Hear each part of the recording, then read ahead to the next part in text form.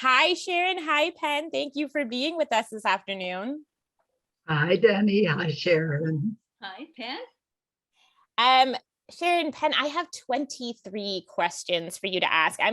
For you to answer. I'm gonna ask them quickly, and I'm gonna ask that you answer, maybe passing them off to each other whenever you feel like it. But don't think very much about your answers. I'd like to get as close to your first thoughts as we can here. I know that's hard for writers. It's very hard for me to not think. But let's just go with our guts.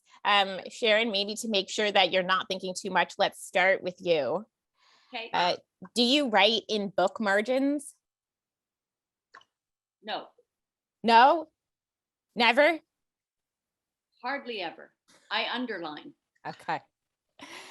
All right, then Penn, you next. What was the last? Well, I'll answer that one as well because Yes. I don't write in book margins because all my books, most of my poetry books are from the library. So I would never do that. Such reverence for books in this group of poets. I like that. I write in everything, so I don't have that same, even a library book. Oh. All right, then what was the last great film that you saw? The last great film that I saw. Oh my gosh. I've been watching a lot of Tilda Swinton. I just went in on a run of hers, and also Celia Scama and all. The only other one is a Buddhist Thai master whose name is not in my consciousness, but he's excellent. Tropical Maladies is one of his, so that would be the last one. Sounds like I really enjoyed a movie I saw probably about 6 months ago, which everybody else hated, and I felt bad for liking it, but I really did kind of enjoy it. It was the one with Brad Pitt and I think Leonardo DiCaprio, American something or other about the 60s in Hollywood. Oh yeah. Sharon Tate and Once Upon a Time in Hollywood. Once Upon a Time in Hollywood. With the flamethrower. Yeah, but no one else I know did. Yeah. You weren't supposed to. No. I was pretty. We were there. We were there. Brings back memories. Okay, so then let's play off memories there. Can you name one poet, try to keep it to one, who has been a major influence on you? Me? Sure. One main poet in my life who's been an influence on me, I would have to say Robin Blazer. Penn, what about you? I'm trying to limit it to one. I would say Creeley, but there are like Daphne Marlett. There are so many more. PK Page, lots and lots of ones. Sharon Thesen, how about it? Well, it's yes. Well, she asked one. I think. Yeah. So. I'm obedient. We don't play by the rules. I'm obedient. Sharon, you're actually the only poet who has only answered one of everybody I asked so far this season. Okay. There's a mosquito chasing me. A mosquito? So you see a sudden clap. This is Southern Ontario, right? Sowesto. So we go from 0 to 21. It's 21 now, and there is a mosquito in my house. Alrighty. Okay, so then let's try to keep it to one again. I'm gonna try as hard as I can to confine you to these singles. Do you have a favorite word right now? What's your favorite word? Privacy. Oh, it's not a word. It's one more thing. The mosquito is dead. Long live the mosquito.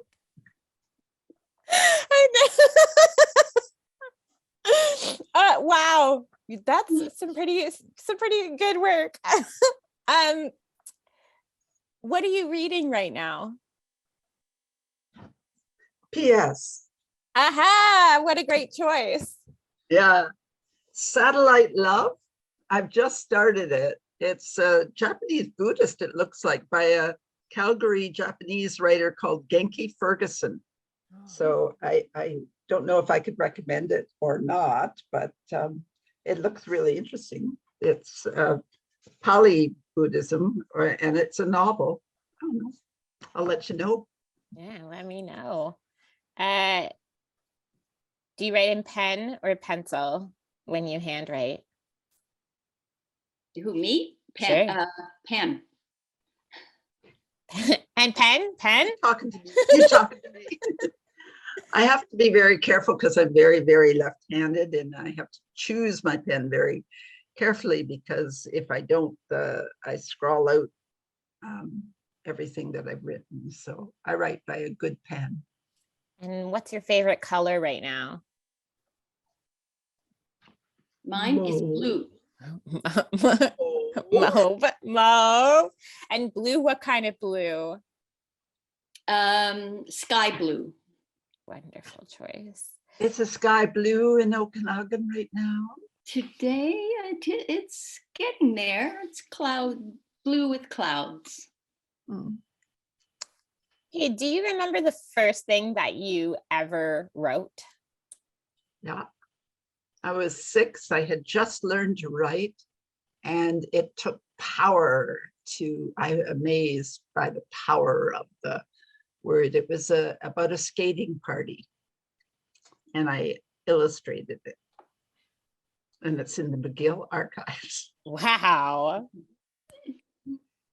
I don't remember the first thing I wrote. I think I remember writing, though what I was most conscious in terms of writing was a grade 8 essay on Homer's, was either the Iliad or the Odyssey, whatever it was that we had to read. And my essay was quite critical of Homer. Not enough women, too many bloody bodies. I think I found it just way too boring. Way too boring. We don't need that many pages listing the boats. It's okay, so then not Homer. Can you tell me a book that you think everybody should read? Yes. P.S. by Sharon and Kemp. A book everybody should read.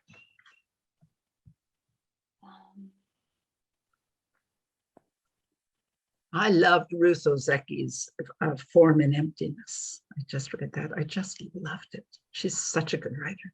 Who is that, Penn? Ruth Ozecki. Oh, yeah. I've heard of that. Oh, she's amazing. Richard Powers, like him. These are novels, but poetry. Woo. You have to read them all. You have to read them all? You have to look at them all. Okay. There's a difference. Everybody should read. I don't like shoulds. I was just going to say, is the problem the should? Yeah. Yeah, I think so. For me, it is.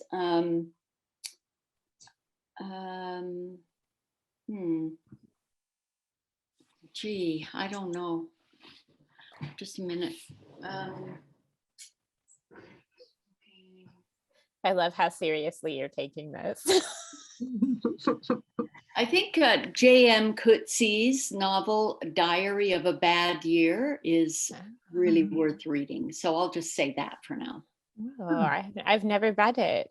I used to teach Disgrace and Right. yeah, and Waiting for the Barbarians. They teach very well, so maybe I'll go back.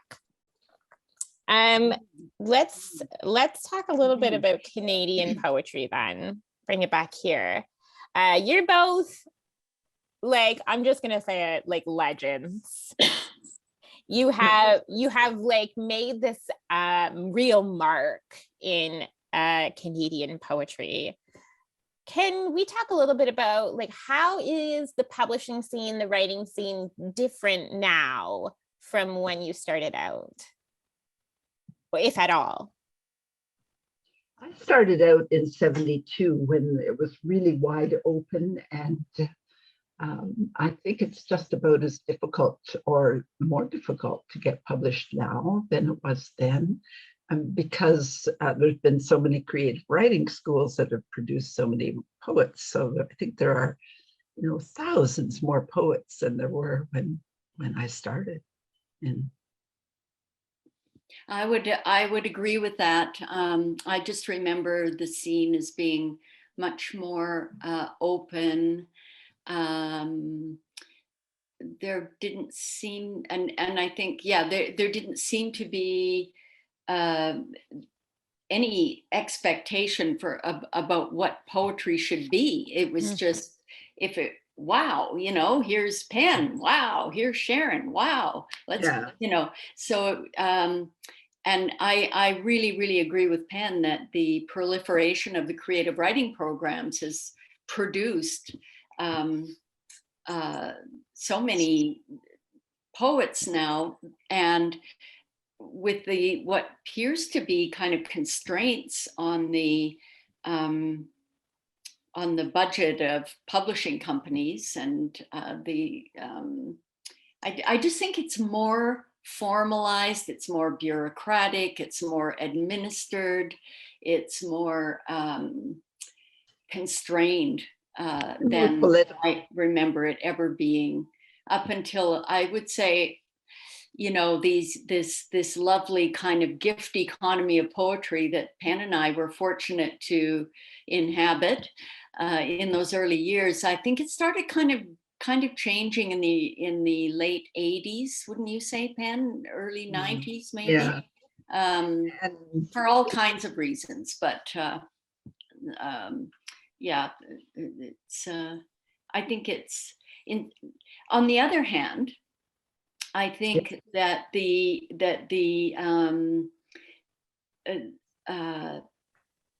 number of young poets being published does create a kind of culture of professionalism around poetry that may or may not be in the end a good thing. I wasn't forced to see myself in those terms, like being able to fill out all these forms and present myself in a certain way and have my pronouns and all that. I didn't have to do that, we just wrote. And we wrote to one another. And we wrote to one another. Community yes, of poets. We did. And we published one another, and we reviewed one another. That's another thing I find really kind of shocking right now, is the absence of reviewing. And it isn't just because of COVID and everything else. It really is.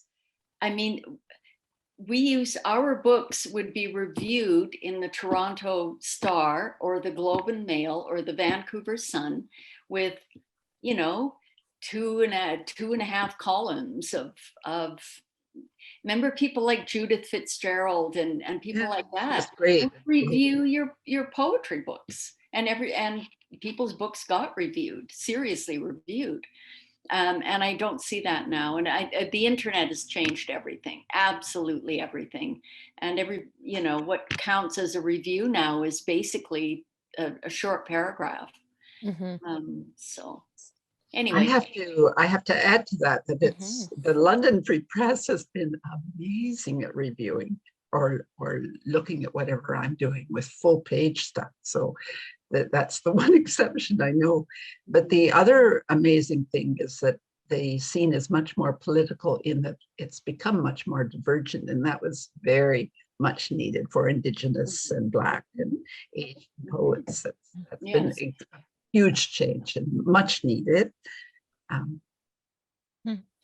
What is it about that review culture that you're missing? We are missing here. What could we get back if we started more actively reviewing each other's work?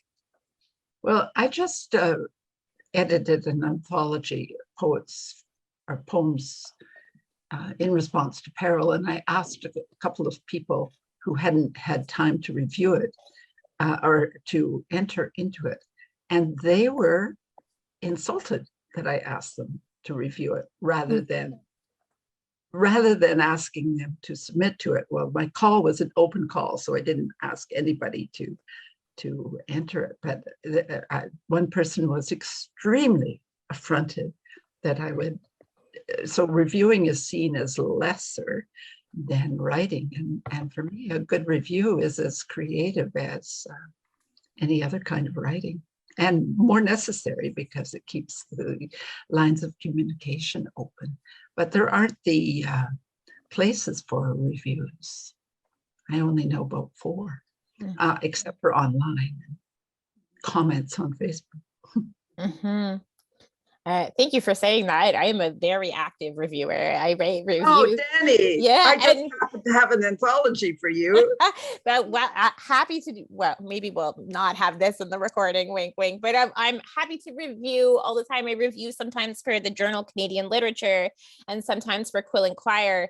But it is a different thing now, that review. Sometimes it doesn't feel like that kind of community and conversation that you're talking about. Yeah. It feels like blurbing for a press lately. Mm-hmm. Yeah, I agree. Blurbing or sort of academic, you know, a kind of academic approach to the book, whereas, you know, when reviewers were active in the public, in the Canadian newspapers and the national newspapers and the major newspapers of the provinces, those weren't necessarily wonderful reviews or great reviews. You could sometimes be really pissed off, you know, by somebody reviewing your book and getting it all wrong, or you know, there's a lot of personal politics, a lot of arguments kind of going on in the reviewing world. It would be really interesting for someone to write a book about, you know, the reviewing culture in the 70s, 80s, and when Canadian poetry was beginning to really become very established as a national concern. I mean, there's always been so much regionalism in Canadian writing, and regionalism in the responses to Canadian writing. And so the prairie poets would review the prairie poets, et cetera, et cetera.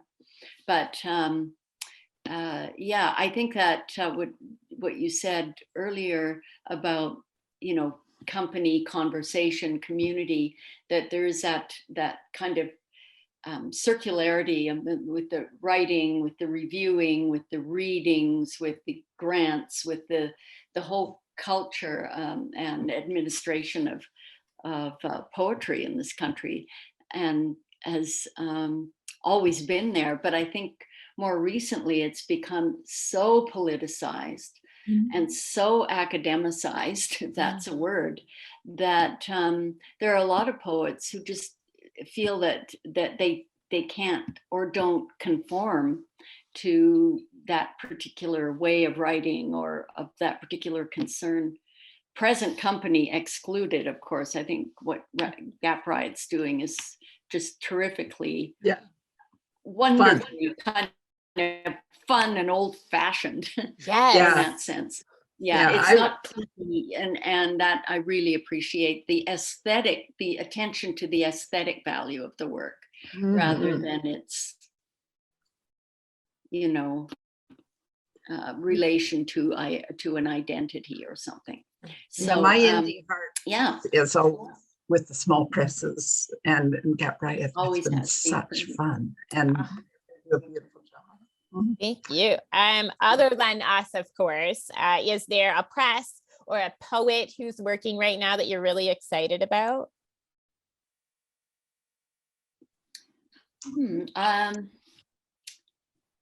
I'm interested in what Harold Renish is doing on the oracular, and I've been writing with him, and that's been a journey because it's so in the mouth. It's so oral, and I love that kind of embodied poetics. And for what I've been doing is thinking of Robert Duncan's idea of responsibility, the poet's ability to respond.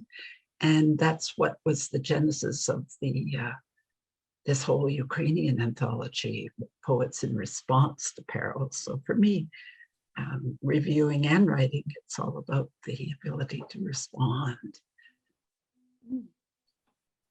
That's nice, Penn. And yes, and Harold has those great websites too for his writing that are just absolute magic. Oh my God, they're wonderful. I don't know. But also they're so grounded in, they're not poetry, but they are just so grounded in the land and the experience of the metaphor of pruning, because that's what he does. So there, and in the specifics of the Okanagan and the landscape, the land. So from that, poetry arises with the clouds. Yeah. So well, Harold is a master pruner of apple trees, you know. Literally. And he still does that. Yeah, he's up there now today. Yeah, I believe it. So I forget what was the question. I don't even remember anymore. I just love watching you talk, listening to you talk. I could stay here and just let you go the whole time. But we're probably on question 8. Right? I know, I have no idea. I told you I was a bad counter.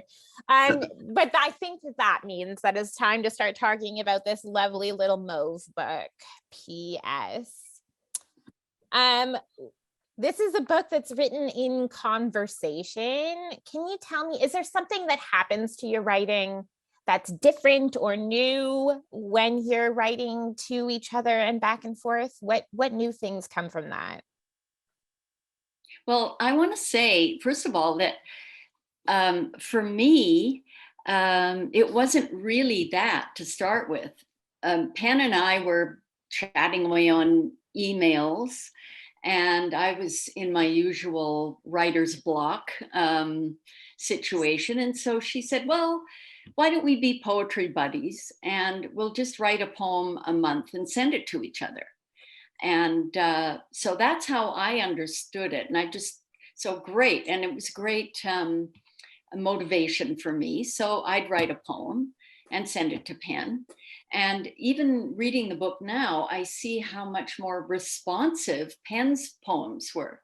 So she had a different understanding of the whole impetus for the year. I wasn't even thinking about publication. I just saw it as like, okay, I have a responsibility now. I have to write a poem and send it to Penn. And I think that slight misunderstanding of the nature of the agreement is reflected in the book itself right now, where I seem to be sort of off on some tangent here, there, or everywhere, whereas Penn is much more attentively responding back to your sense of response as poetic, almost poetic form, Penn. So I thought that, that was kind of really interesting. There were a few of my poems that, were responding not so much to your poems, Penn, but to stuff we were chatting about in our own private emails. And so things would come up and Penn would tell me, she hurt herself or something. So I would say, oh, Penn's been injured, and kind of write about that. But it wasn't as, closely responsive kind of situation for me at all in the end, or as it was going on, rather. Yes, I thought the idea was really interesting because I was very interested. I love Sharon and I love her work, and it's very different than mine. And so I wanted to actually responding to her heart space and her poetry, or how she thinks. my poems changed. And that's, for me, that's what was interesting, was that I was in fact responding to your poem, and in a way watching how my natural sense of exuberance or play or punning would be a little bit more focused, and more like your work, and it's still very much mine, but nonetheless influenced by, well, we're all chameleons and we respond to people in the way that we reflect them. So for me, the reflection of Sharon's work in my own was a really interesting learning. Yeah, that's what interested me about the project. It was, yes, and it was mutually inspiring. Like, and I find that in general with Penn, in our general kind of correspondence, is that, you know, I'll say something and say, for example, Diane de Prima, somehow she came up in conversation in emails, and then she turns up in your poem, I think. Yes. But the context for that is still in the, you know, in the email. So yeah, it's really in retrospect, absolutely fascinating from a process kind of point of view, in how it formed itself over that year. Well, it reflects so much of our mutual history, because we knew each other not well, but throughout all those decades, beginning in the 70s. And so I had organized a reading series at A-Space in which I had invited Diana, and that's what began that poem, and you had other connections with her. So the whole history is involved. And what's interesting, actually, is what is not in. I know. Yeah. All the sort of nudge, nudge, wink, wink stuff. That... Excuse me? What could we mean? Who could we be talking about? Funny too, because it just also, like, the launch that we did, and when you were reading it and you read some of those de Prima poems, was in a week where, like, in 3 different very separate parts of my life, people were talking about Diane de Prima all in 1 week. So I actually have a question here on my list about, like, what is it about Diane de Prima who has returned to our cultural consciousness now in such a vivid way? I feel like she's everywhere. Well, she was an alchemical force. She was really magic. And it was La Loba, the alchemical, that really drew me in, and then the revolutionary letters. But Sherry D. Wilson is also, she studied alchemy with her and did her laundry and so on. And Sherry D. had been talking to me about her as well, and is writing about her. So I think her death, when somebody dies as fierce a person as she was, that the energy disseminates and spreads out. And again, it's that reflection, that mirroring that happens. Sharon, I wish you could see me right now. I'm literally holding that exact book right now in my hands. I won't show you. Yes, I'm holding. Great. Delightful. Absolutely great. Yes, and this is Loba. Oh, I love that one. I still love that. And then there's this sort of selected, but I was also really interested in her autobiographical memoirs. One, Memoirs of a Beatnik. Yeah. Was one of them, and the other one, and this elegant title, Recollections of My Life as a Woman. Oh my God. And I didn't know her well, but or personally, I just heard her read a couple of times. She came to Vancouver, but I've always been very drawn to her wildness, her compassion, her femininity, and some very, very deep archetypal and beautiful, generous spirit. her intelligence, her sharp sense of what was going on, and her commitment to, you know, those kind of hippie values that revolutionary. yeah, got sort of co-opted and turned into, you know, style or something, and it never was that for her. It was a real thing, and Lived it. She lived it. she lived it, and her commitment to what she called imagination, and fighting the war against the imagination. And I keep that, you know, she says the war against the imagination subsumes all other wars. Yeah. And I mean, and that could be the epigraph to your Poems of Peril book, couldn't it? Yeah. Really a good one. If I had thought of that, I would have. But also her ferocity. And as women in the 60s, as pretty young women poets, we were hit upon all the time by elder poets. Yeah. In a way that we had no way of dealing with. No. And Diana, I kept in touch with her from 75 on.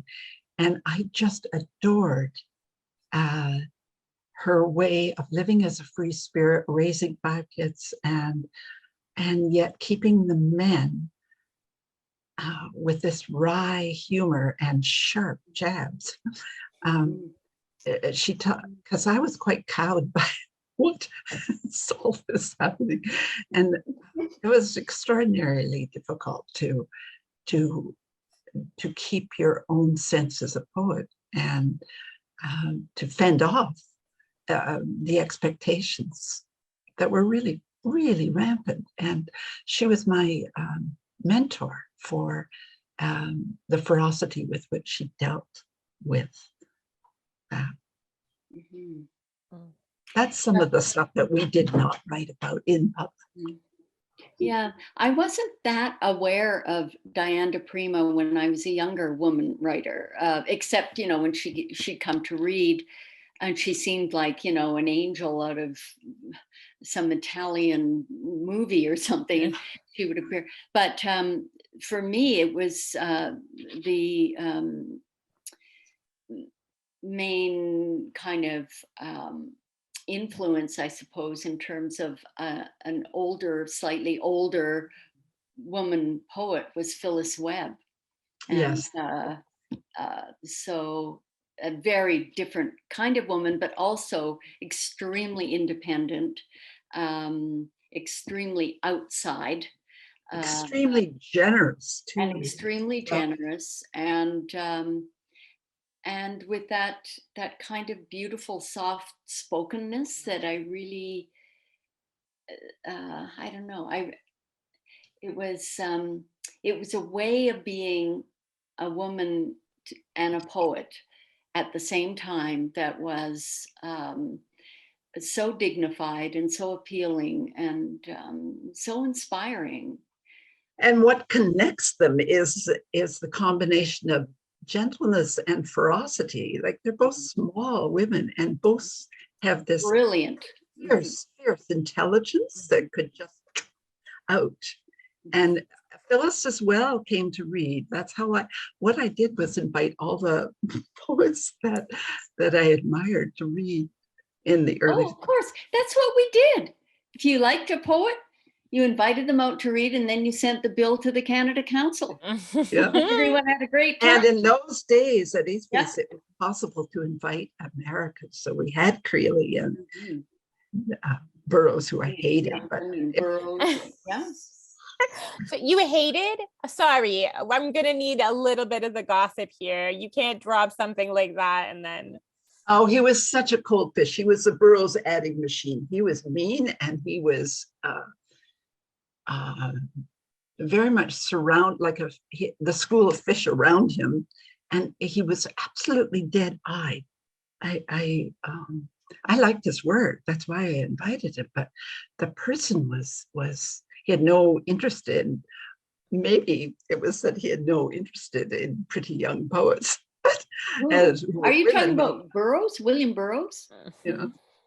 Yeah. And I hated the fact that he killed his wife. I mean, really, and got There's away that. with it. There is, of course, that.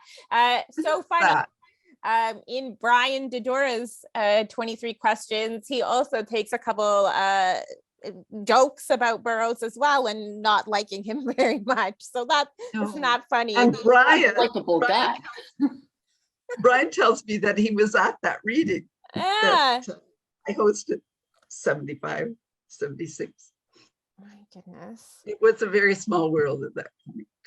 Sometimes it still feels very small and sometimes it feels massive. Well, I have two more questions then about this book that I feel like we have to ask. The first is, you're both, so you have these long publication histories and varied publication histories, publishing longer manuscripts, chapbooks. Penn, especially, you have, I mean, publications of all kinds and across media, across sound. I'm wondering, what is it about the chapbook form that we as an industry or you as writers are drawn to? Why do we keep making these little things? Oh, I think it's because I work with, in chapbooks, with small publishers like you that do, as Sharon said, the aesthetic thing with the book. Because as the daughter of a painter, that's what I most admire, is the play between image and word on the page, and the ability to have a lot of say in how it looks. And it just brings me back to the 60s, 70s, when that's how we worked. So the next piece I'm publishing is with a small chapbook, and the one before this, called The Near Memoir, was also with a local publisher. And it feels, that brings me back to the poet as maker, and I don't want to be part of a machine. I've always resisted being. I've never sent my work out to big houses because I just feel like I'm a fringe person, an experimental person. I'm the Surrey with a fringe on top. A fringe person, yes. I haven't had that much experience with chapbooks. I've had a couple, like 20 years ago or something of sort of like a little sequence of poems. Barry McKinnon did one. What's her name? Quartermain, Nomados Press did one. Yeah. So not that many. The other lovely thing about chapbooks is that they are part of I like to work in chunks, like a long poem, which we could talk about forever, Sharon, but I love the sense of a long poem or a string of beads of poetry that then you then connect with other strings and make this great long necklace, which is a major collection. And but it's manageable, and life being what it is, it's easier and more fun to just think in manageable chunks. Yeah, I agree with you, Penn. As a reader, I'm interested in a chapbook. I can pick it up and I'm not committing myself to a big, thick tome, of work that, can be uneven. Chapbooks seem to have a kind of intensity and an evenness, so that you have that experience. You read it and it's like, wow, and you read it at one sitting, and it's like you said, it's this sort of chunk of an experience. So although I admire chapbooks and read them and have a lot of them in my bookshelf, I haven't published that many. So I do think they're really, really important. Thank you for publishing this one with us. We are so grateful. We're at question, I don't know, I'm going to guess 23 or thereabouts, because there have been so many like offshoots and half questions. I don't know how to count them anymore. So this is the last question that everyone is answering for us for season 8. I think it is the hardest question that I ask. So a little bit of pressure here. What I'd like you to do is describe this chapbook in 3 words and 3 words only. PS fun. Are you okay with that, Sharon? Sure. Yeah, I'm just thinking. I'm thinking. I told you not to. I know. First thought, best thought. Well, I would say affectionate,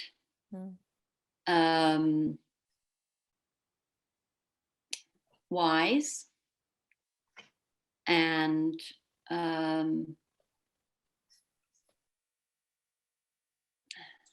affectionate, wise, and kind of, what is the amusing, I guess. I think it is amusing, and it does feel very affectionate. We felt a lot of affection with you having brought it to us, and we feel so much affection towards you, having worked with you to bring it out in the world. Thank you for staying and talking with me. I had a lovely afternoon with you. Well, yeah, it was just great. Penn and I would, I'm sure, continue for hours. But that would be the private stuff. I know. Yeah. Well, I'll stop recording then, and then you start giving me that good gossip.